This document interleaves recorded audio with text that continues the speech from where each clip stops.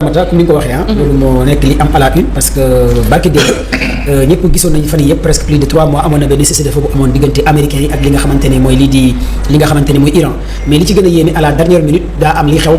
li nga xamante ne aussi j'ai l'habitude de le dire que ne guerre bi jeexul parce que ki nga xamante ne mooy Benn Netanyahu bëggul li nga xamante ne guerre bi jeex parce que xam na ne bu guerre bi jeexee aussi xam na lu koy xaar ci wàllu justice li nga xamante ne mooy Israël dañu koy traduire en justice ki nga xamante ne aussi mooy Donald Trump bëgg na guerre bi arrêté pour aussi élection mi-mandat yi war a ñëw en novembre nga xamante ne aussi gars yi dañu koy destituer le pouvoir te Donald Trump aussi bu nekkee guerre bi dafa nar a continuer ci li nga xamante ne moo am dina ñàkk lu bëree ci li nga xamante ne États-Unis te États-Unis gars yi bëri bëgg nañu ko bàyyi mais à la dernière minute ci fan yi négociation yi bi nga xamante ne mu ngi commencé avancer diggante américains yi ak li nga xamante ne mooy lii di Iran par le biais de Pakistan par le biais aussi ñi nga xamante ne ay Chine mais à la dernière minute kii di Benn Netanyahu dafa def acte bu mu posé mooy que ne dafa waxoon day bombardé fi nga xamante ne mooy au sud de Liban au sud de Liban boobu fi nga xamante ne aussi mooy capitale Liban bi Beyrouth te foofu aussi bu Benn Netanyahu waxoo dafay bombardé ñu bëree bëri dañoo interroger wu mais pourquoi Benn Netanyahu bëgg faa bombardé alors que négociation yi diggante li nga xamante ne mooy États-Unis ak lii di Iran mu ngi avancé mais li nga ci war a mën a jàpp au Beyrouth googu li fa nekk mooy base waa Hezbollah Benn Netanyahu il a les renseignements de Mossad dafa bëggoon a bombardé li nga xamante ne mooy fief waa Hezbollah te ku xam Hezbollah xam ne ay alliés pur et dur li nga xamante ne mooy état islamique bii di Iran bi Benn Netanyahu jëlee dogal nag naan day bombardé fi nga xamante ne au sud de Liban dina bombardé capitale bi Beyrouth bombardé Chine fa nekk ci la waa Iran génnee communiqué par le biais de Mujtaba Khamenei ñu ne désormais boo bombardé Liban boo bombardé Beyrouth ñu dinañ bombardé Israël te loolu aussi c'est la première fois Iran posé acte yu mel noonu parce que gis ngeen ne à chaque fois lii di Israël ak Hezbollah ñu ngi doon xeex booba léegi Iran mosul posé acte ne Israël bu bombardé fi nga xamante ne ay zone ci biir Liban mu nekk benn état bu indépendant Iran di ci dugg parce que Iran aussi xam na ne bu bàyyee Israël lu mu soxla li dina éliminer li nga xamante ne ses alliés dina éliminer li nga xamante ne ñi nga xamante ñoo koy jàppale mooy lii di Hezbollah nekk ay alliés féroces ci la Benn Netanyahu aussi commencé waxtaan ak Trump dem na bi wax ko ne arrêté ça bu bombardé li nga xamante ne mooy Beyrouth boo bombardé Beyrouth bu Iran riposté man Trump du ma dugg ci li nga xamante ne mooy guerre bi mais à la dernière minute barke démb ñu gis ki nga xamante ne aussi mooy jour dimanche bi kii di Benn Netanyahu bombardé Beyrouth bombardé fa rey fa ay ñu bëree bëri jaxase fa lu bëree bëri fi nga xamante ne Beyrouth ci la Iran riposté avec une dizaine de missiles balistiques et des drones Iran bombardé port Haïfa bi nekk fi nga xamante ne mooy Israël Iran bombardé aussi li nga xamante ne beneen ville mooy ay sud au nord-est de Tel Aviv Iran encore bombardé foofu installation yu amoon fi nga xamante ne mooy biir lii di Israël tey rek am na rapport bu génn ne ministère de la santé bu Israël génne na ko nee na yaa i plus de 77 blessés yi nga xamante ne am na fa lu ñu xayma ci wàllu Israël li Iran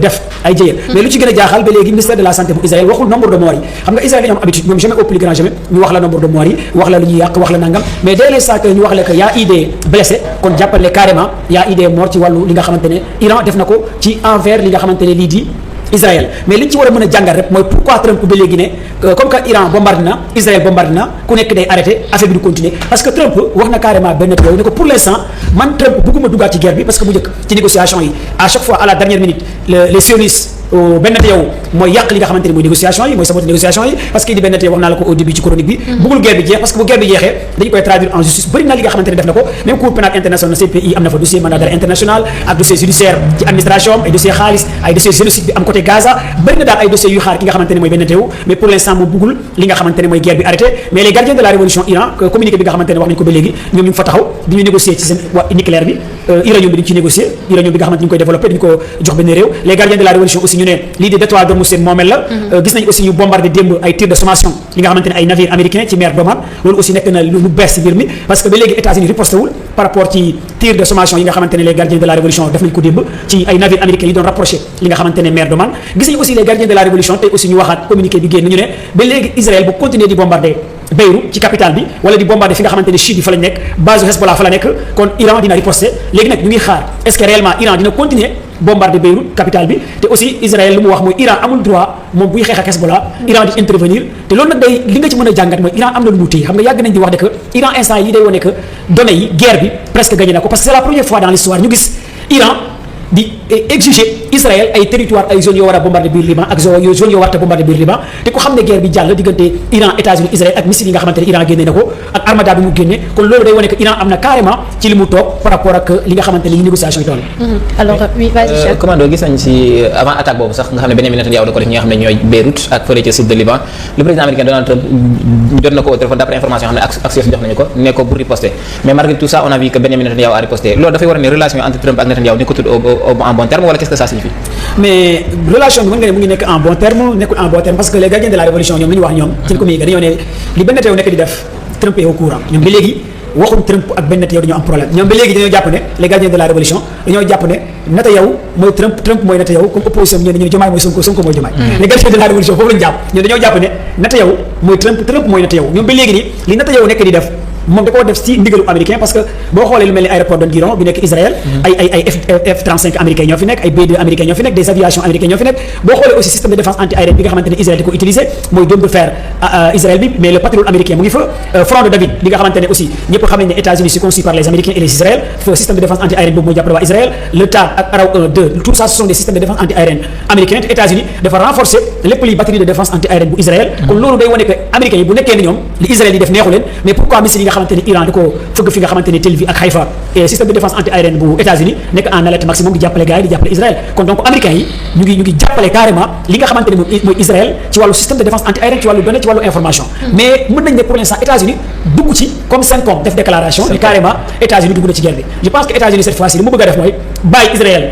armée Israël muy attaquer Iran muy négocier ak Iran stratégie boobu le Trump bëgg a employé moo tax communiqué wu ci à 100% te CENTCOM aussi amul benn communiqué bu ci def kon ta question pour ma répondre la rek Trump ba léegi mu ngi guerre ak Iran ci wàllu données ci wàllu information ci wàllu lépp mu ngi ko jox Israël Trump ba léegi dama jàpp sax day deal ak kii di benn Netanyahu pour jéem a exécuter les ordres pour jéem a def li nga xamante ne moom la soxla te ba léegi li ñu gën a soxla mooy exécuter mooy rey ku mel ne ñoom seen ministère des affaires étrangères bi wala ba xamee ni wala rey ay dirigeants parce que cible yi nga xamante ne Israël wax na ko bombardé na ko biir Iran ay installation militaire la ñu wax ay résidence la ñu wax mais résidence yooyu ban résidence la ñu fa bombardé est-ce que de résidence Moustapha Khamenei la ñu soxla woon wala ay ministre mais ba léegi amul benn autorité ci waa Iran bu ñu éliminé te waa Iran instant yi xam nañ ne lu Israël gën a soxla lépp pour rey ñi nga xamante ne ses guides et ses autorités ma bàyyi sa waay ñëw dugg ci foofu en grand ma bàyyi nga ñëw ci angle boobu quoi par rapport ak Israël. moom amatuma wax ci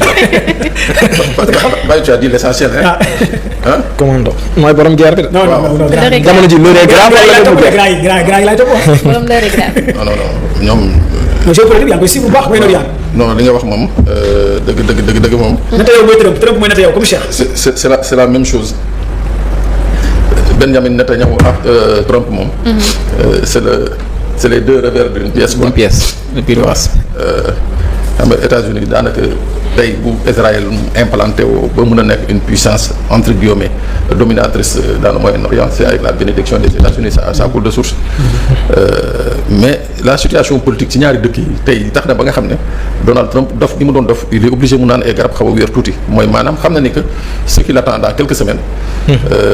narul doon lu neex su dee guerre bi ngi continuer surtout avec les pertes yi nga xam ne. États-Unis ñu ngi koy enregistrer. muy benn. Les Américains commencent à se poser des questions justement sur ñoom ban intérêt dañu am. ci guerre bi ci guerre boobu. savoir c'est loin de leur terre te gisuñu pour le moment benn intérêt États-Unis bi nga xam ne kii est menacé. léegi nag ñu ciy toog di dégg naan ay soldats américains dee nañ. ay ambassades américaines ñu ngi leen di bombardé. l'américain moom xamul loolu moom li mu xam mooy l'intérêt des États-Unis ñoom noonu la ñu leen yare. c'est-à-dire ñoom tant que leur intérêt n'est pas menacé le reste c'est pas leur problème muy benn ñaar. Les pays du Moyen-Orient yi nga xam ne financièrement daanaka ñooy les banques des États-Unis tey ces pays-là dem nañu ba gis ni que la présence des Américains sur le sol dafa commencer di jur ay problèmes de sérieux problèmes donc l'opinion publique arabe demande maintenant à ce que les Américains quittent parce que Américains yi li ñu doon jaay mooy que nous notre présence ici mooy garantir yéen seen sécurité dem nañu ba gis ni que c'est le contraire que la présence des Américains moo garantir ñoom seen insécurité donc qu'est-ce qu'ils sont obligés de faire ñu ngi manifester di casse même officiellement le gouvernement comme celui d'Oman celui du Koweït demande à ce que les Américains quittent le pays te loolu bu amee mooy que tey Israël Baye l'a dit tout à l'heure amuñu benn possibilité lu dul faire durer la guerre et élargir le cercle de la guerre mooy maanaam faire en sorte que ñu ci musul woon bokk sax ñu bokk ci donc c'est la technique bi nga xam ne moom la Benjamin Netanyahu nekk di teg pour obliger les États-Unis à ne pas trop s'éloigner de la zone de conflit mooy maanaam dana laal ay intérêts yi nga xam ne par la force États-Unis dana mujjee intervenir donc moo tax tey jii muy laal ay li nga xam ne bu ñu ko laalee pays yooyu daañu riposter de telle sorte que États-Unis dañuy obligé à travers le lobby juif daal di intervenir moo tax tey jii ñuy laal des parties sensibles du Liban qui n'ont rien à voir avec ce qui se passe te bu ñu jógee foofu ils vont certainement s'attaquer à la Jordanie ils vont certainement s'attaquer à l'Égypte c'est-à-dire ils vont faire en sorte que conflit yi mu nekk un conflit bi nga xam ne kenn du ne man sama yoon nekku ci ñëpp ci dugg voici la stratégie israélienne bi nga xam ne moom lañ nekk di teg justement pour mais en tout cas c'est une guerre bi nga xam ne j'ai dit en son temps que c'est une guerre qui pouvait pas trop continuer trop durer mais aujourd'hui force est de reconnaître que l'Iran constitue une surprise et pour l'Iran et pour Israël et pour les États-Unis. Alors commando est-ce que mën nañu xaar également que Israël riposté ak bombardement yi nga xamante ne Iran mi ngi koy def mi ngi wax ni également que des outils de Yémen ont bombardé Arabie Saoudite et Israël est-ce que c'est avéré également. waaw xam nga nag Iran force bu mu am ak intérêt bi ko gën a jàppale mooy aussi muy chef branche Ansar Allah bi nga xamante ne aussi ñoom ku xam Yémen xam ne aussi ay ingénieurs ñoo fa nekk ku xam Yémen aussi xam ne am na transfert de technologie et de connaissance bi fa Iran def parce que ñoom am na ay missiles yu ñuy defar yoo xamante ne yu mel ni Khaybar ñu koy wooye ay Palestine 2 mu nekk ay missiles balistiques te waa Yémen ñoo koy defar te loolu aussi industrie de guerre bi Yémen yor ba Yémen di bombarder fi nga xamante ne aussi ay intérêt américain biir Arabie Saoudite Yémen tollu Yémen te Yémen dafa tiim Arabie Saoudite muy benn te ku xam saoudiens yi xam ne aussi sont des alliés féroces te li nga xamante ne mooy américains yi ak Israël te barki démb Yémen dafa bombarder biir intérêt américain yi ci biir Arabie Saoudite bombarder encore fi nga xamante ne mooy capitalu Israël zone ay Tel Aviv foofu yëpp Yémen da ko bombarder te loolu aussi day gën a tiital li nga xamante ne aussi mooy les alliés des américains que ça soit les Émirats arabes que ça soit Arabie Saoudite parce que bu dès l'instant que Iran bombardé li nga xamante ne mooy lii di Israël bombardé Beyrouth Yémen bombardé Arabie Saoudite loolu am na lu muy tekk ci signal loolu mooy wane que ne pare nañ ñun pour dugg ci guerre bi te boobu ba léegi waa Yémen dañoo dëgg bal bi di xaar parce que ñu bëree bëri ñu ngi doon interrogé wu naan le silence des Yéménites lan la waa Yémen di xaar parce que gis nañ ne waa Hezbollah dugg nañ ci gis nañ ne PMI bi nekk Irak dugg nañ ci jihad islamique dugg na ci bëri na force de résistance bi nekkoon Irak dugg na ci kon bu nekkee Yémen dem na ba commencé dugg ci guerre bi kon loolu day wane que Iran mu ngi tijjiwaat beneen phase di activer li nga xamante ne ces réseaux des alliés yi nga xamante ne ñoo nekk dans la région te loolu aussi day gën a continuer guerre bi mais nag lan nekk si la ragal mooy li benn yow def dernière déclaration parce que dafa ne bu bombardé waatee Beyrouth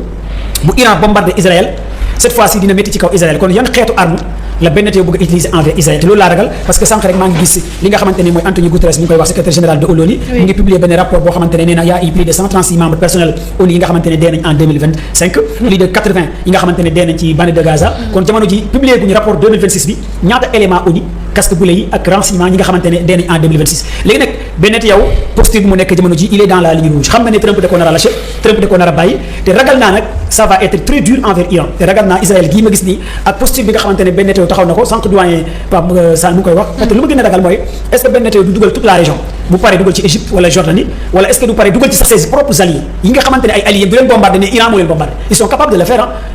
lii di Liban état Liban bi est-ce que aussi Hezbollah bu demee ba ci biir état Liban bi aussi gis naa ne Neem Hassan mu ngi wax ak les dirigeants libanais di leen wax ne que arrêté leen seen négociation tàppale caaxaan yi nga xamante ne yéen a koy def ak Israël mooy kon état Liban bi lay waxal léegi Liban supposons waa Hezbollah def coup d'état état Liban bi te mën naa ñëw les heures qui viennent parce que bu nekkee waa Liban dañoo rangé wu ci côté Israël di jàppale Israël ci wàllu donner information pour ñu éliminer ay dirigeants yi nga xamante ne mooy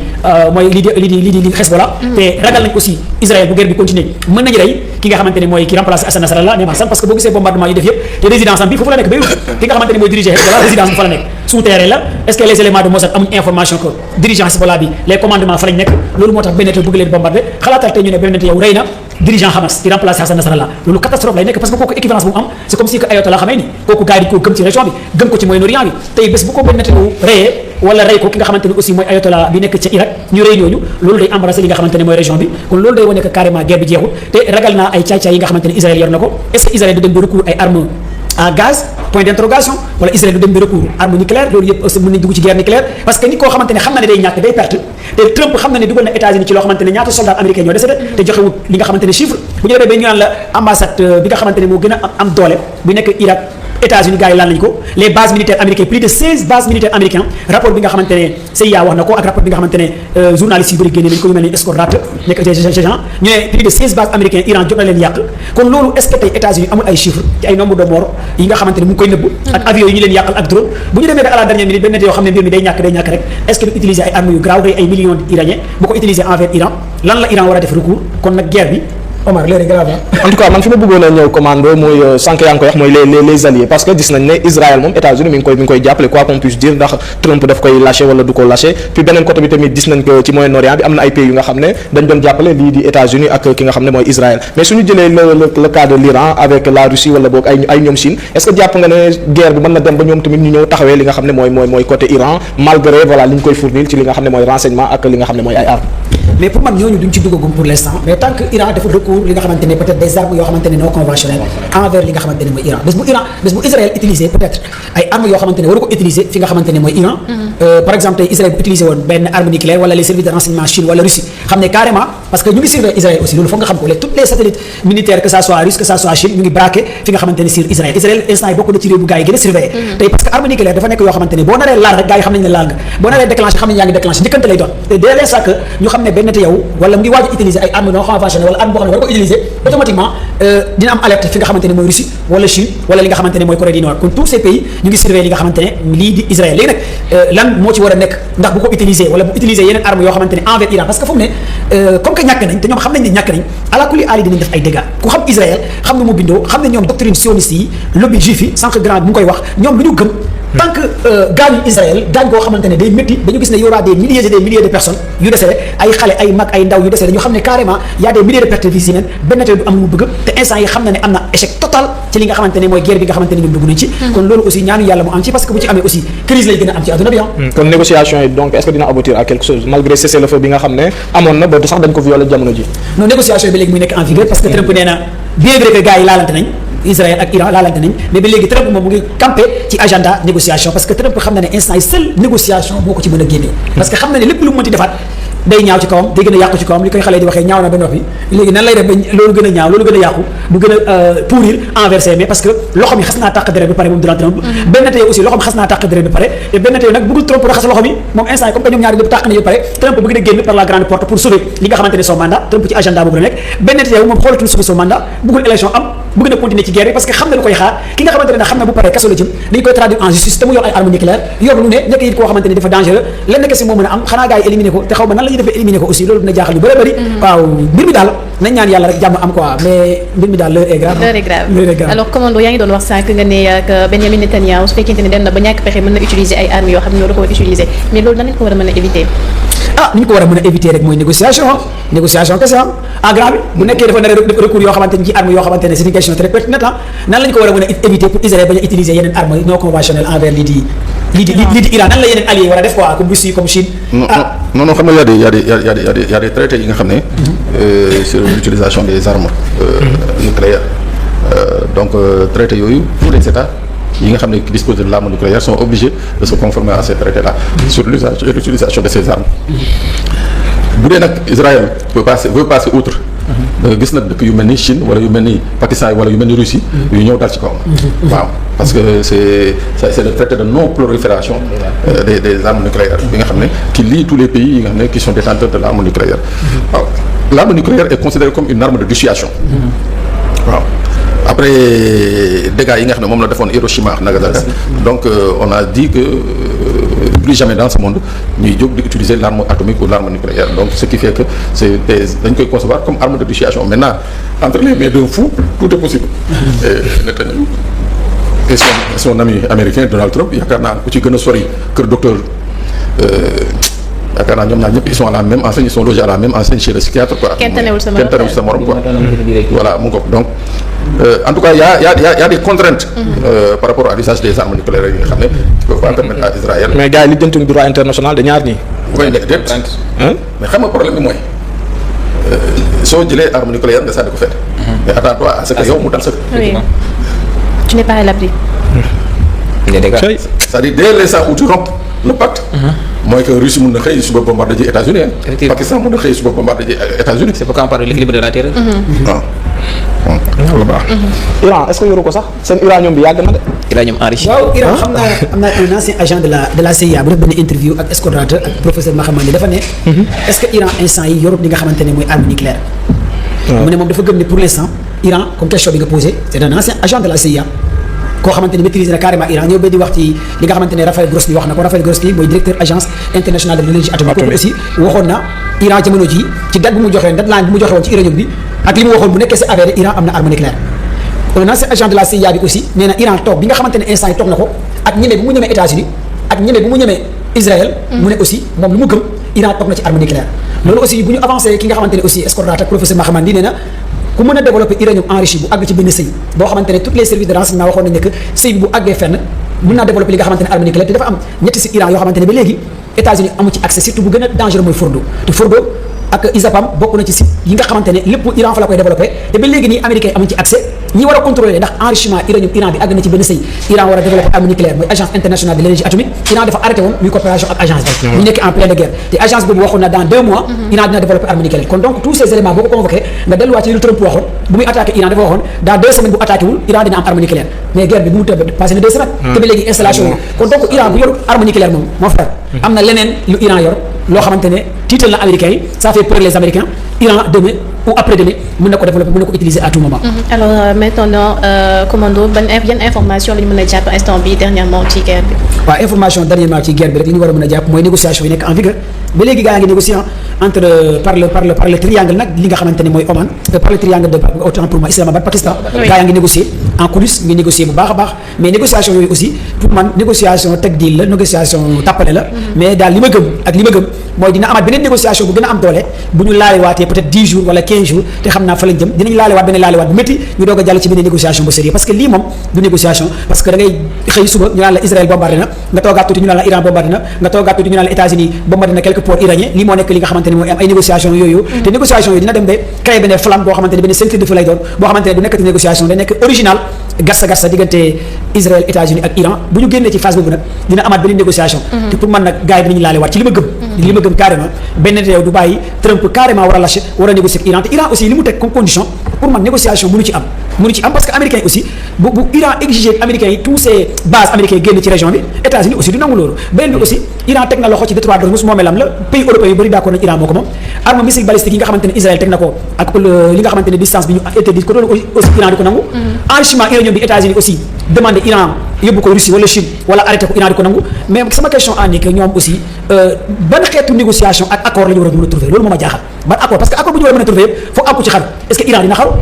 pour joxe uranium bi feneen wala na arrêté naa wala détroit d'Ormuz léegi man bàyyee naa ko gars yi moomatuma ko te Iran du dem ba gagner cette guerre ba pare ku xam iranien yi xam ne ingénieur la xam du dem ba jekku États-Unis jekku Israël di lâcher bu ko defee c'est la fin de l'Iran waaw. alors merci dans les jours à venir mën nañu xaar li nga xam mooy la réouverture du détroit d'Ormuz.